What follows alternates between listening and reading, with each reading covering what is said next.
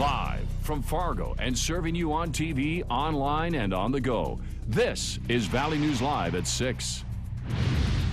The St. Cloud terrorist act happened at a place many of us go to, the mall. Good evening, everyone, and thanks so much for joining us tonight. Valley News Team's Ashley Bishop found out if the West Acres Mall here in Fargo is doing anything differently when it comes to security after the attack in St. Cloud. Some people did feel nervous about coming to the mall since the news of the attack.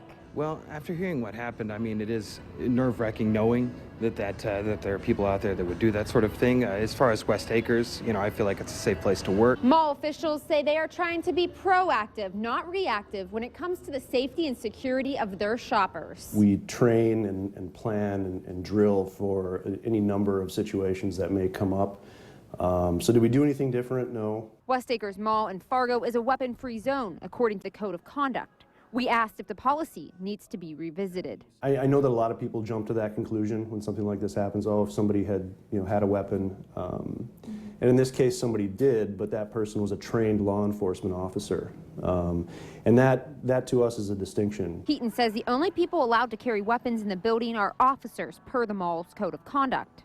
He adds the Fargo police often will patrol the mall during their shifts in addition to mall security. We feel very confident, again, that this is a safe place to come to shop and to work. And, again, unfortunately, these types of things can happen anywhere at any time.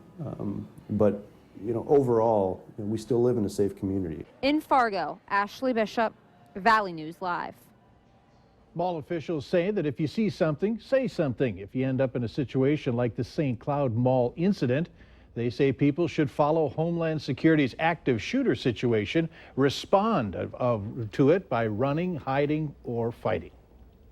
It's pretty decent for a mid-September day. Certainly plenty of sunshine. Let's find out what tonight will be like. Hutch, what do you have in store for us? Well, tell you what, with all those blue skies that you see on the sky cam, we're not too concerned about rain this evening. The main threat is to your hair. That's because we have gusty winds out there, gusting still over 25 to 30 miles per hour, primarily in our northern counties. Quiet on the radar. Here's a look at temperatures close to 80 south and closer to 70 up north. Temperatures will fall quickly. The air over us is quite dry. We'll spend most of the evening in the 60s. The wind decreases as we get through sunset. There is rain chances as we go through the overnight hours, and in the extended forecast, here's a sneak peek that by Saturday, many areas could have over an inch in the rain bucket. I'll have details on when and where the rain hits coming up here in a couple of moments. All right, thanks, Hutch.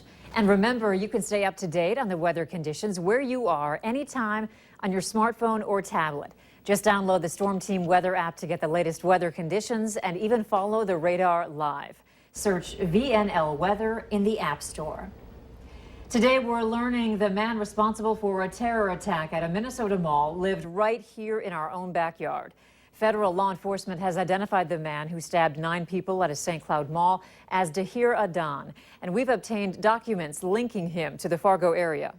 That information shows Adan living in at least 3 different areas of Fargo before moving to St. Cloud to attend university. So just who was the man praised by ISIS as being a soldier of the Islamic State? Valley News Team's immigration and relocation reporter Bradford Eric has our investigation. He just charged me with the knife and he said, "Are you a Muslim? Are you a Muslim?" Dahir Adan worked as a security guard at one time and was a student at St. Cloud State University. A spokesperson saying he hadn't actually been enrolled since spring. And federal authorities raided an apartment there where Adan lived, looking for clues. A Facebook search yielded little results today. It appears the social media site removed any profiles registered to him. Adan's own father first identified him as the attacker, telling media he was born in Kenya but is of Somali descent. Documents obtained by Valley News Live show 22-year-old Adan's social security number was issued by North Dakota sometime between 1995 and 1998, meaning he was anywhere from 1 to 7 years old when he arrived in the U.S., and meaning he was radicalized here in the States. We checked out the first address listed for the Fargo area. The people who answered the door said they didn't know anyone by the name Dahir Adan. The next address was registered in West Fargo. The family who answered the door said Adan used to live there but moved to St. Cloud in 2007. Nobody answered at the other address listed in South Fargo. I asked Lutheran Social Services, the refugee resettlement agency here in Fargo, if Tahir Adan and or his family had come through the agency. They tell me, quote, it is the standard practice not to disclose without consent the names of anyone who seeks services from the organization, regardless of the nature. Furthermore, if Adan was resettled in the Fargo area as a refugee, it would have been before LSS took over the program from the state. Bradford Eric, Valley News Live.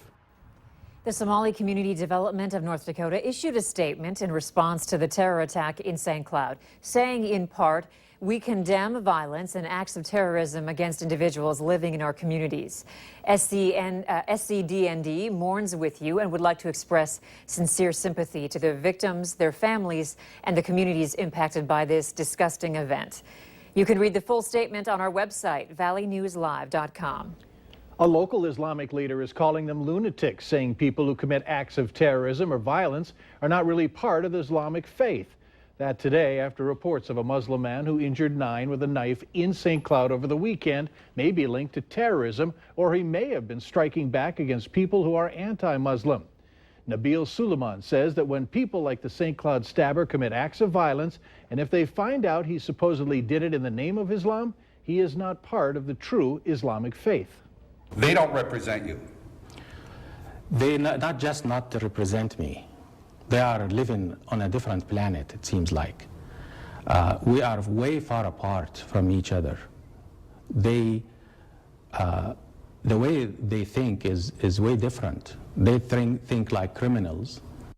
Suleiman adds he thinks most people understand Islam does not support violence. However, he says the current rhetoric in the presidential campaign is fanning the flames of protest against the people who practice it, Muslims. The stabbings at the St. Cloud Mall have left many people shaken. There are people trying to create positive relationships between immigrants and U.S.-born citizens. Valley News Team's Cornelius Hawker is live at Fargo Brewing Company with more details. Cornelius? Andrea, Mike, they're having events like the one behind me in common spaces to create a sense of togetherness and community. It's all about Welcoming Week, which brings U.S.-born citizens and immigrants together in these common spaces so they can actually get to know each other. On Valley News Live at 9, I'm going to talk to the people behind Welcoming Week and ask them what else they're doing to truly make people feel safe and welcome. Andrea? All right, thank you so much, Cornelius. Investigators say they have no indication that the suspect in the New Jersey bombings was part of a larger terrorist cell.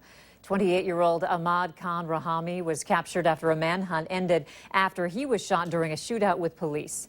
Police say Rahami pulled out a gun and fired at an officer, striking him in the abdomen before one of the other officers was able to get close enough to him and return fire. Rahami is expected to be charged with 2 counts of attempted murder of a police officer, among other charges. The next time you're at the West Acres Mall, check out the Roger Maris Museum. You're going to see that the 2 shelves that were once empty have items on them again. Now, they are replicas of the items that were stolen. The 1960 MVP Award and the S. Ray Hickok belt were stolen in the middle of the night back on July 26th. Mall officials say their investigation is still ongoing, and they put out the replicas to tell the public what happened. Another portion of the I94 Eighth Street project is open. If you're driving east on I94, you can now use the ramp to get onto 8th Street in Moorhead. The on-ramp from 8th Street to westbound I94 is expected to reopen next week.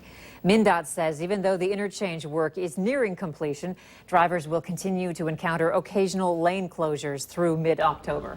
Fire crews and Xcel Energy responding to a cut natural gas line today. It happened around 1:45 near the 116 C Street. That's the address in West Fargo. A neighbor told us that a man was doing yard work when he accidentally cut the line. No one was hurt.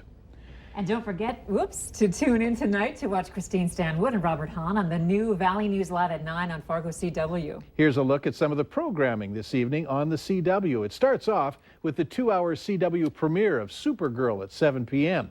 Then it's Valley News Live at 9 on Fargo CW, followed by Seinfeld at 9:30. Now, if you have any questions about where to find the CW, we've posted information on our website at valleynewslive.com. Big night in Chicago for Carson Wentz as he and the Eagles get ready to play the Bears. Later on Valley News Live at 6, ESPN is set up at a local tavern to cover the fanfare from Fargo. Windy but warm today across the valley. It does look like we have rain in the forecast. I'll detail that coming up right after this break.